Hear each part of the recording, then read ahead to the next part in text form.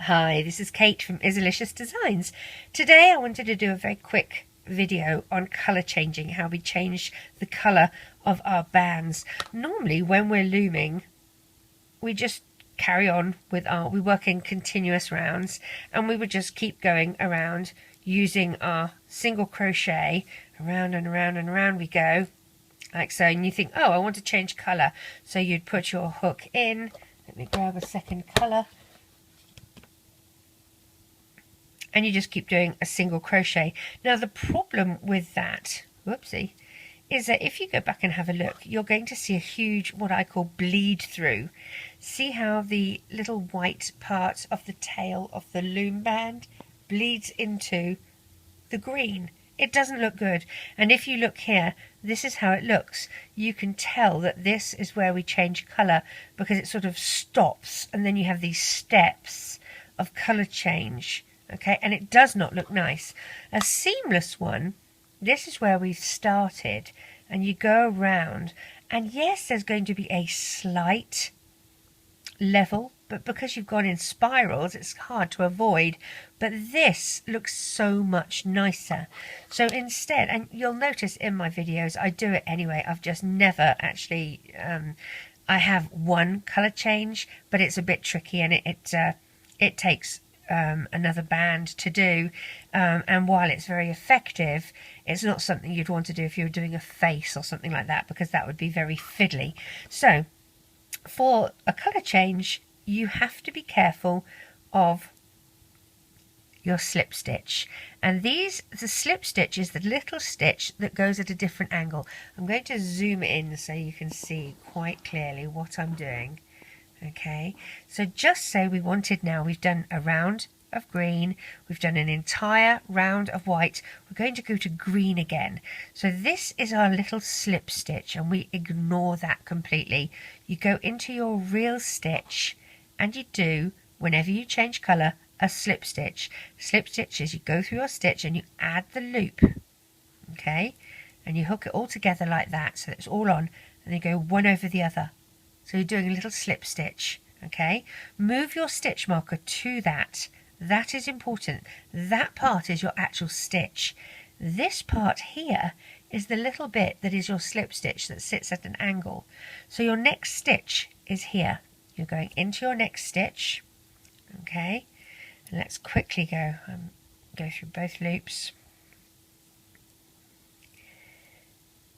Now, I'm just doing single crochets to work my way around.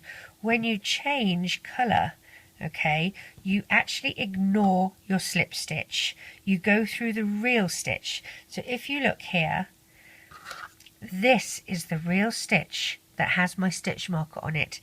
This little tiny one here that is going at an angle, okay, that is not the real stitch. So you would go from this being your last stitch to this being your first stitch, okay? So I'm going to go around as fast as I can so I don't bore you all to tears. So while my other way worked, and it worked very nicely, and I think it was, it almost leveled out the like the step that you could see, so it's very effective for that. But as I said, if you were doing a lot of slip stitches for a lot of color changes on the same round, it would be very hard to work with. This is quick, it's easy, you can clearly see where your stitches are, and it is what they do in crochet.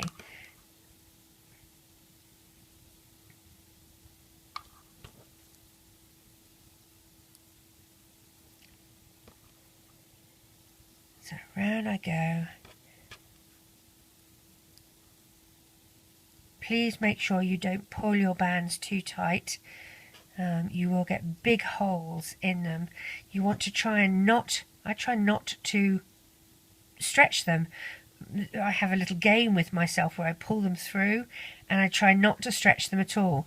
Whereas I've seen others, they pull them through and then they pull them, and they pull them tight and almost like a knot, and that just makes me cringe, because that is going to give you some enormous holes in your work if you do that.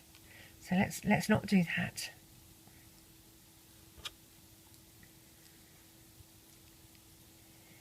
So we're nearly at the back here, back to our beginning. You can clearly see your slip stitch because it's exactly where the colours swap. So as you can see, we swap from white to green. That little stitch after your last white, okay, that little stitch, this one right here, is your slip stitch. So you go through your last white and then you completely ignore your slip stitch and go through your real stitch with your new colour or continuing colour, and that is how we do it. And then you change that to your first stitch.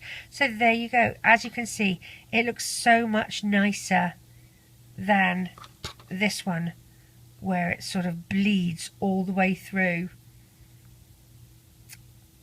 Hope that helps. Take care, guys.